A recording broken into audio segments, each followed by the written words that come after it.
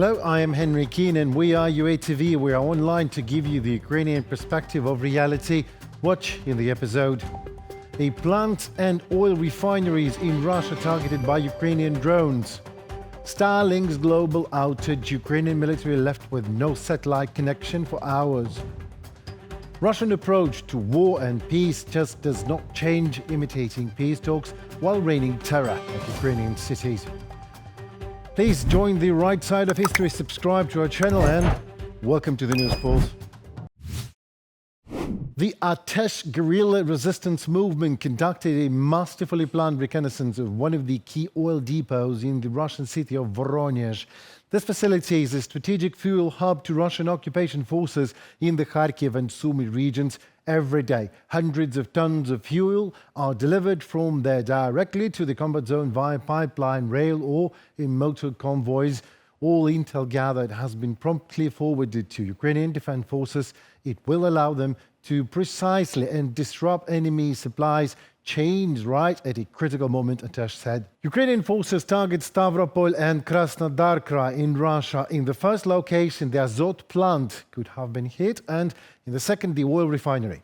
This is not the first time that both Azot plant and the oil refinery have been targeted, according to the Center of the Countering Disinformation and the National Security Defense Council of Ukraine. That Azot plant, which has been targeted by drones more than once, is a critical element of the Russian Federation military-industrial complex. It produces up to 1 million tons of ammonia and more than that of ammonium nitrate annually, a key component in explosives and artillery shells, which obviously makes the Azot plant a legit military target.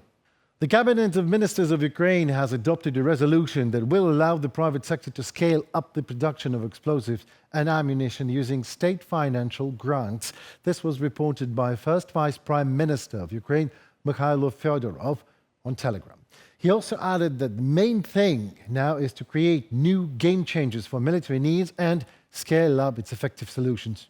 Ministers of Ukraine has adopted a resolution launching a separate competitive program called Brave One.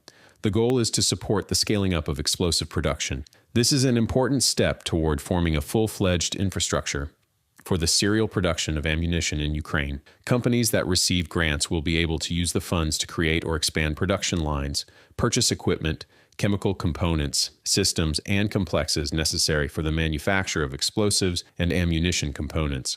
Mikhailo Fedorov, First Deputy Prime Minister, Minister of Digital Transformation of Ukraine, on Telegram. Poland has also adopted a set of state programs that will significantly change the strategy for using drones in the country's army. Important steps will be taken in the direction of testing innovative systems and training operators. This was reported by the press service of the Polish Ministry of Defense. In Poland, we are starting a drone revolution. The Polish armed forces are entering a new era in which the widespread use of unmanned systems will become one of the main pillars of our defense. This year, 200 million zlotys will be allocated for the purchase of drones, half of which will go to training systems. Ukraine is our starting point. Ukraine changed everything.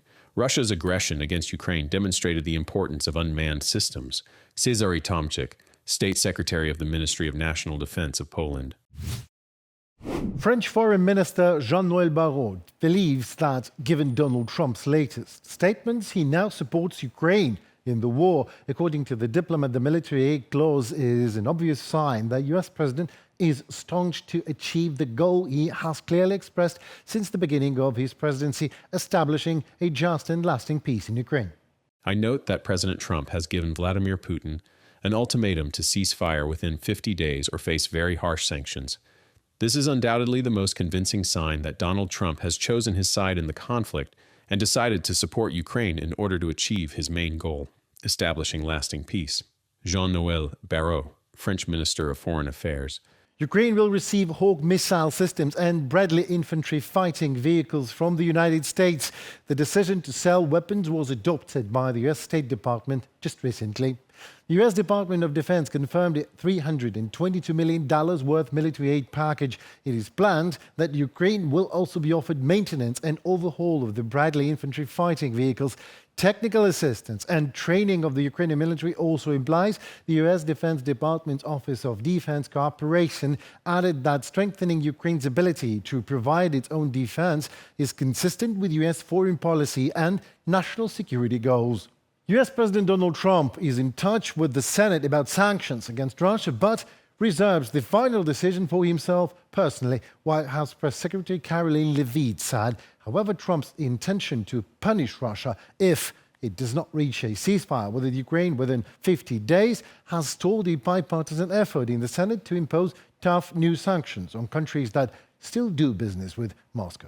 The President has been in very close communication with his friends in the Senate, particularly Senator Lindsey Graham, on this issue.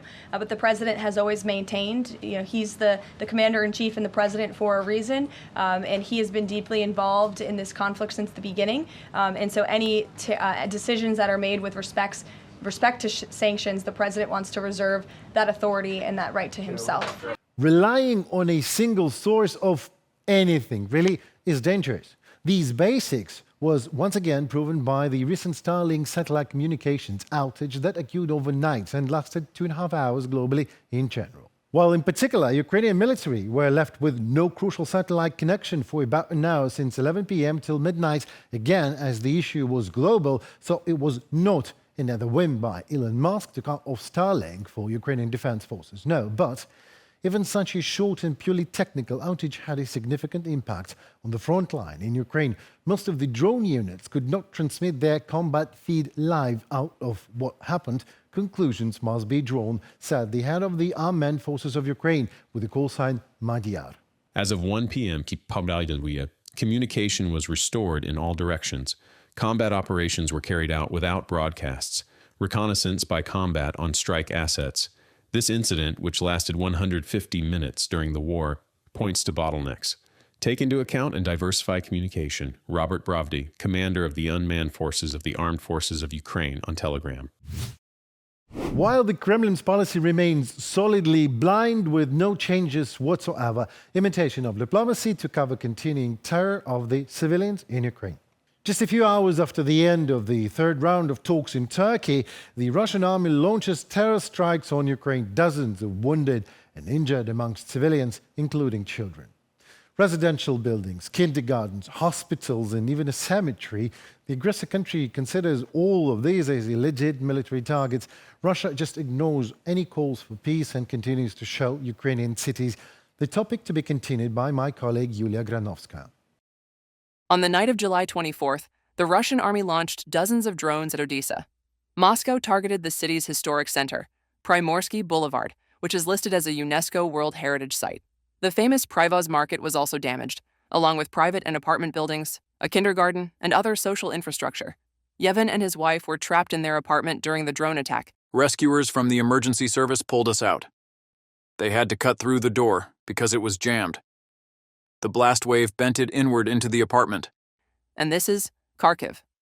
On the morning of July 24th, Russia struck the city center with 2 guided aerial bombs, the UMPB-5, according to the regional prosecutor's office. One of them hit a residential apartment building. I got up. Thank God I got up from the bed. If I had still been lying there, I would have been badly injured. I walked into the kitchen, and then the explosion. Everything was like in a fog, smoke. We couldn't open the door at first. There's a small car, burned down. My mum's big Opel car also burned. All the windows in the apartment were shattered. All the doors were blown out. I don't even know what's left inside. We just ran out into the street because everything was on fire. Cherkasy experienced the most massive attack since the beginning of Russia's full-scale invasion. During the night of July 24th, the Russian army launched 4 cruise missiles at the city's residential areas, according to the regional military administration. Apartment blocks, medical and educational institutions, and the city cemetery were damaged in the attack. Russia's only goal is to continue its aggression and killings. President Zelensky is convinced of that. Ukraine needs support to strengthen its air defenses and increase weapons production. Moscow must feel the cost of its aggression, Zelensky stated after a phone conversation with UK Prime Minister Keir Starmer. One of the main topics discussed was the outcome of the third round of negotiations in Istanbul. the president said. The Ukrainian delegation once again emphasized the need for a ceasefire and proposed a summit-level meeting before the end of August. We discussed diplomatic efforts with partners in Europe and the United States to enhance security. Volodymyr Zelensky, President of Ukraine, on Telegram. At the negotiations, Ukraine made its priorities clear: a ceasefire, real silence along the entire front line, and no more Russian strikes on civilian infrastructure. To achieve genuine progress, Kyiv insists on high-level talks. But Russia is not willing to end the war against Ukraine, said head of the presidential office Andriy Yermak. The Kremlin is just playing for time, according to Ukraine's Center for Countering Disinformation at the National Security and Defense Council. The Russians, as before, are just trying to stall for time so they can continue the war while claiming to be in a peace dialogue. At some point, sanctions must hit them hard, and also those who buy their energy resources. Rational arguments don't work anymore. Andriy Kovalenko, head of the Center for Countering Disinformation at the National Security and Defense Council, on Telegram. The White House stated that President Donald Trump is in contact with the Senate regarding sanctions against Russia and intends to make the final decision himself. The president has been in very close communication with his friends in the Senate, particularly Senator Lindsey Graham, on this issue, but he has been deeply involved in this conflict since the beginning, and so any decisions that are made with respect to sanctions, the president wants to reserve that authority and that right to himself. Caroline Levitt, White House press secretary. The U.S. president promised to impose 100% trade tariffs on Moscow and its partners if Putin refuses to agree to a ceasefire and does not begin meaningful negotiations to end the war against Ukraine. On July 14th, Donald Trump set a 50-day deadline for the Kremlin dictator. That deadline expires on September 2nd. Reported by Yulia Hranovska, UATV News. Well, that seems to be it for today. My name is Henry Keane and we are News Pulse at UATV. Your time and your attention is precious. We appreciate it. Thank you. Please join the fight for freedom and sovereignty. Subscribe to our channel so to stay tuned to things happening in Ukraine. Hope to see you soon. Goodbye.